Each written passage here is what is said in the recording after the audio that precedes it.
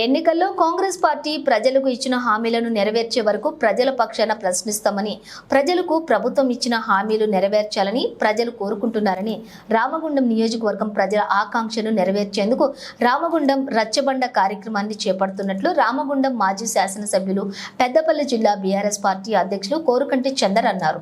ఆదివారం గోదావరి కని పట్టణంలో బీఆర్ఎస్ పార్టీ కార్యాలయంలో జరిగిన ముఖ్య నాయకుల సమావేశంలో మాజీ ఎమ్మెల్యే కోరుకంటి చందర్ మాట్లాడారు.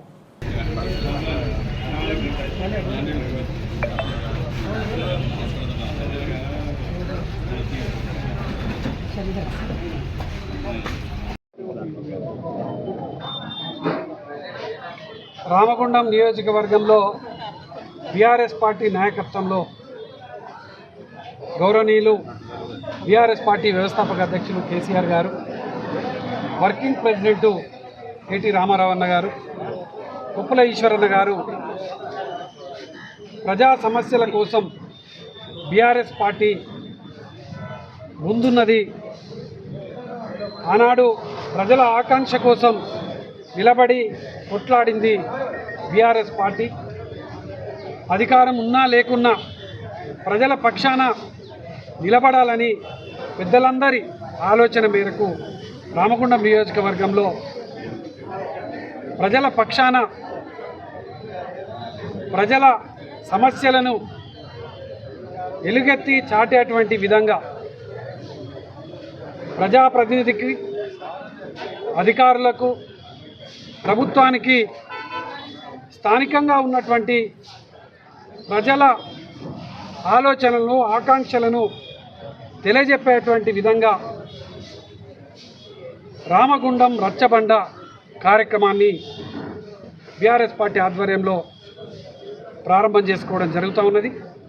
రేపు ఉదయం 10 గంటలకు జనగామలో ఈ యొక్క కార్యక్రమానికి శ్రీకారం చుట్టి 28 గ్రామాలు, 50 డివిజన్లలో ఈ కార్యక్రమము నిర్విరామంగా కొనసాగుతుంది.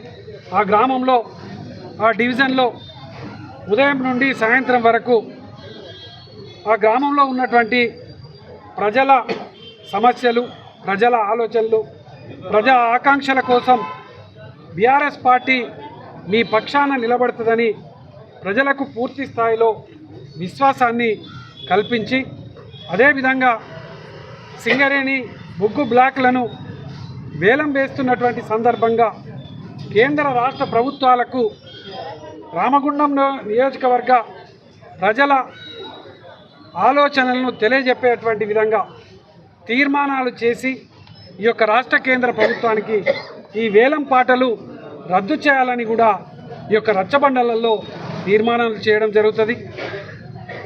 స్థానికంగా చాలా రోజులుగా ఉన్నటువంటి సమస్యలను ఎన్నికలలో ఈ కాంగ్రెస్ పార్టీ అధికారం రావడం కోసం ఇచ్చినటువంటి హామీలను నెరవేర్చాలని డిమాండ్ చేస్తూ కూడా ఈ యొక్క రచ్చబండ ద్వారా ఈ యొక్క ప్రభుత్వానికి, ఈ యొక్క అధికారులకు తెలియజెప్పడం జరుగుతుంది. కాబట్టి ఇక్కడ ఉన్నటువంటి ఉద్యమ నాయకులు, ప్రజలు, కార్యకర్తలు ఇలా ఈ కార్యక్రమంలో విజయవంతం కోసం కృషి చేయాలని ఈ సందర్భంగా కోరుతాము.